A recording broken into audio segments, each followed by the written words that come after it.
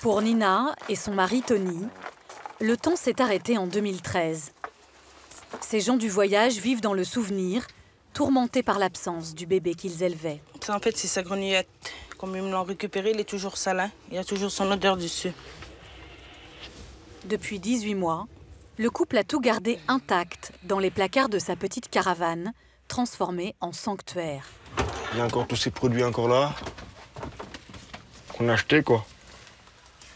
Le petit Tony est aujourd'hui en famille d'accueil sous la responsabilité de l'aide sociale à l'enfance. Il aurait été retiré à l'âge de 6 semaines. Là, il avait 4 ou 5 semaines. C'est une semaine avant que je ne le vois plus.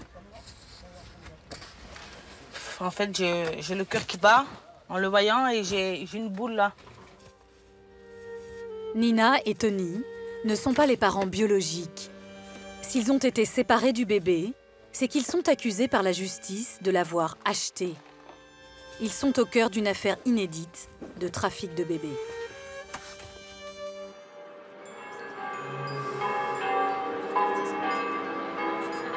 L'histoire commence le 21 juillet 2013, à la maternité de l'hôpital de la Miséricorde. Daniela, une mère roumaine de 31 ans, accouche d'un petit garçon, Tony. D'après les soignants, elle est souvent en pleurs. Un couple de Français qui se dit de la famille est omniprésent dans la chambre à ses côtés. Un matin, 3 jours après la naissance, les sages-femmes découvrent que Daniela a quitté les lieux brusquement sans son bébé. Le couple de Français repart avec l'enfant. Le personnel médical est intrigué. Il donne l'alerte. Les policiers les retrouvent 6 semaines plus tard. Il s'agit de Nina et Tony. Ils vivent avec le bébé, qui est très bien traité. En garde à vue, ils racontent qu'ils sont stériles et que 2 mois avant, 3 Roumains, 2 hommes et une femme enceinte sont venus leur proposer un bébé. Ils sont venus chez moi. Je faisais le ménage dans la caravane. Ils m'ont taqué dans la porte. Bon, il était en terme, quoi. Il n'en pouvait plus. Il était de 9 mois, la maman. Donc, et après, il m'a dit, cet enfant, moi, écoute, je ne peux pas le lever. Pour nous, les enfants sont très malheureux. J'en ai 6. Je ne peux pas les nourrir. Si tu veux bien, je te donne cet enfant. Moi, écoutez, il me dit comme ça, une femme comme ça, il veut me donner son enfant. J'étais choquée, quoi. J'arrivais plus à dire un mot, quoi. Est-ce qu'ils vous ont parlé d'argent tout de suite à vous? Non. Ou est-ce qu'ils vous ont parlé à vous? On n'a pas parlé. Une fois qu'on était d'accord, une fois qu'on était d'accord en parlant, moi et lui, oui, on veut accepter cet enfant. Ils vous ont demandé combien? 10 000 €, 8 000 € et une voiture quoi, pour repartir en Roumanie. Est-ce que vous avez eu conscience d'acheter un enfant? Non. Pour moi, c'était adopté, ils m'ont donné. C'est pas un trafic d'enfants pour moi. Le couple en mal d'enfants n'aurait pas réalisé la gravité de la situation. D'autant que Tony et Nina étaient soutenus par tous leurs proches.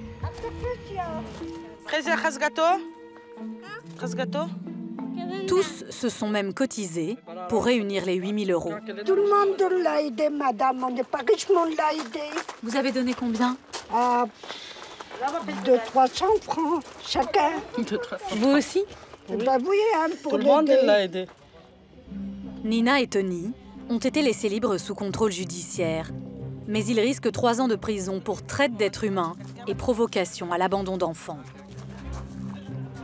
Très vite, les vendeurs d'enfants sont identifiés. Il y a Ionitsa, 35 ans, dit Tarzan, et Valeriu Rosu, 43 ans, le frère et le mari de Daniela, la mère biologique. Tous les 3 sont des Roms de Roumanie. Ils ont vécu ici plusieurs mois, dans ce camp de fortune en banlieue de Marseille. Quand les policiers débarquent, Daniela est repartie en Roumanie. Tarzan et Valeriu sont introuvables. 2 mois plus tard, ils sont arrêtés alors qu'ils tentent de quitter la France en bateau et mis en examen pour trafic d'enfants. Ils sont incarcérés en attente de leur procès. Leur avocat décrit un duo mutique, totalement dans le déni. D'après eux, il ne s'agirait pas de trafic de bébés, mais d'adoption, ce qui serait très courant dans leur pays. Ils se retrouvent complètement dans une bulle, ils sont ailleurs, ils ne se rendent pas compte de la gravité des choses, que bon, en droit français comme en droit roumain, il est interdit de faire ce genre de trafic et qu'il faut passer par des procédures judiciaires pour voir reconnaître l'adoption d'un enfant. Et ils n'arrivent pas à exprimer les choses. Ils ont beaucoup de mal à reconnaître que toutes ces démarches qu'ils ont faites, tout ce trafic, est complètement illégal, est complètement amoral et complètement contre la moralité. Donc c'est vrai que c'est des gens qui sont démunis, qui n'arrivent pas à tout comprendre. L'histoire de Marseille est-elle un cas isolé? Tarzan et Valériou n'ont-ils vendu qu'un seul bébé? La justice a des doutes. Les enquêteurs découvrent un an plus tard qu'ils auraient déjà marchandé en Corse un autre enfant, là encore, à un couple stérile. Bonjour. Bonjour. John et Cathy, des gens du voyage sédentarisés qui acceptent de nous rencontrer chez leur avocat. Bonjour. Bonjour, je vous en prie, entrez, installez-vous. Eux aussi ont succombé en 2013 à la tentation. C'est une autre sœur de Tarzan, Juliana, 36 ans, qui devait alors vendre son bébé. Mais elle se rétracte au dernier moment.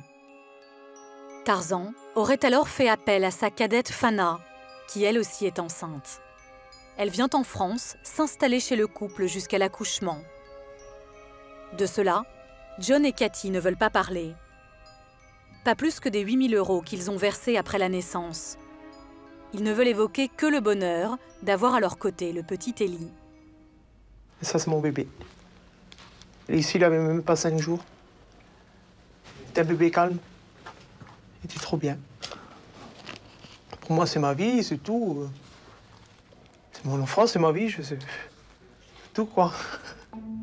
Comme l'autre couple stérile, ils sont placés en garde à vue, séparés du bébé qui part en pouponnière.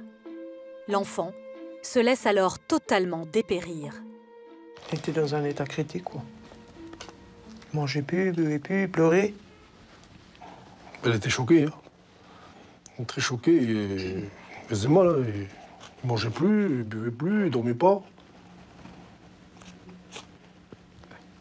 Pour lui, c'est nous, hein, les parents. La justice prend alors une décision inédite. Elle confie l'enfant alors âgé d'1 an aux parents acheteurs en tant que tiers digne de confiance. Ça veut dire qu'on a le droit d'acheter un enfant? Non, je ne pense pas que le magistrat qui a pris cette décision a, de ce côté-là, estimé qu'on pouvait justifier effectivement l'achat d'un nouveau-né. Non, je pense qu'il l'a fait dans l'intérêt exclusif seul de l'enfant. Aujourd'hui, John et Cathy restent mis en examen pour provocation à l'abandon d'enfants.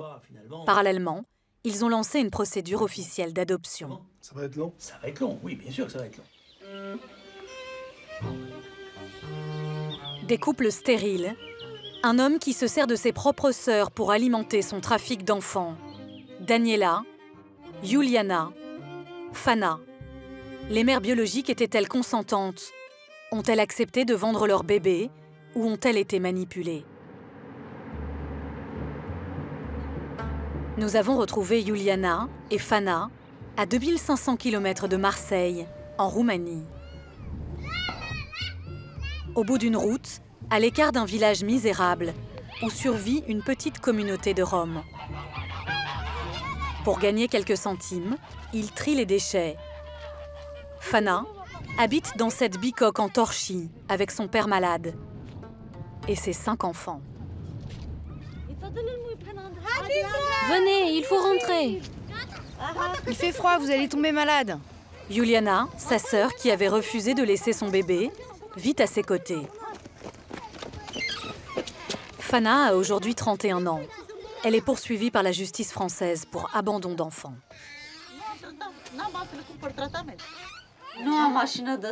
Je n'ai pas de machine à laver, pas de cuisinière. Je n'ai pas de quoi donner à manger aux enfants. Je n'ai rien. Je suis très pauvre. Ici, c'est la chambre de mon père. Fana explique qu'en 2012, enceinte de son 5e enfant, elle n'arrive plus à nourrir sa famille. Son frère l'aurait fait alors venir en Corse, là où vivaient John et Cathy, pour accoucher et se séparer de son enfant, mais temporairement. Je ne l'ai pas vendu. Je l'ai juste confié pendant 2 ans. Comment aurais-je pu le vendre? Je ne suis pas une chienne. J'ai cru qu'ils vivraient mieux là-bas, mais qu'après 2 ans, le couple me le ramènerait. Mais ils ne l'ont jamais fait. Le couple s'est foutu de moi. Ils m'ont arnaqué. Jusqu'à aujourd'hui, je n'ai aucune nouvelle. Le couple de Français ne souhaite pas répondre à cette accusation. Fana se voile-t-elle la face, refusant d'admettre avoir vendu l'un de ses enfants? Ou alors cherche-t-elle à protéger son frère Tarzan et les hommes du clan? En tout cas, ce sont eux qui auraient touché la majeure partie de l'argent de la vente. Est-ce que c'est vous qui avez touché les 8 000 €? Non, non. Ils ne m'ont pas donné tout cet argent. J'ai reçu 600 €, mais pas d'un coup, en petites sommes. 30 € par-ci, 30 € par-là. Une fois, mon père devait aller à l'hôpital et ils m'ont donné 100 €. Sa sœur Juliana, elle, avait compris qu'il fallait abandonner définitivement son bébé, la petite Louisa, qu'elle a aujourd'hui sur les genoux. Pourquoi vous avez voulu la garder? Parce que je n'étais pas d'accord avec ça. Je n'ai pas pu donner mon enfant. Mais vous savez, elle non plus. Elle n'a pas voulu, elle pleurait tout le temps. Elle pleurait toujours. Même quand elle est rentrée ici, car elle ne pouvait pas aller chez eux et revoir son enfant. Qu'est-ce que vous voulez maintenant, Fana? Qu'est-ce que vous souhaitez pour l'avenir? Moi, je veux qu'on me rende mon enfant. Je ne veux rien d'autre. Je veux qu'on me rende mon enfant. Le 7 avril prochain, à Marseille, les 2 couples stériles, les têtes de réseau, ainsi que Fana seront jugés. Mais elle ne pourra pas se rendre au procès. Le billet de car est inabordable. Il représente 1 mois de nourriture pour sa famille. Ce n'est qu'après ce jugement que les services sociaux décideront du sort du petit Élie. Ils le rendront à Fana ou le laisseront aux parents français qui l'ont acheté et avec qui il a toujours vécu.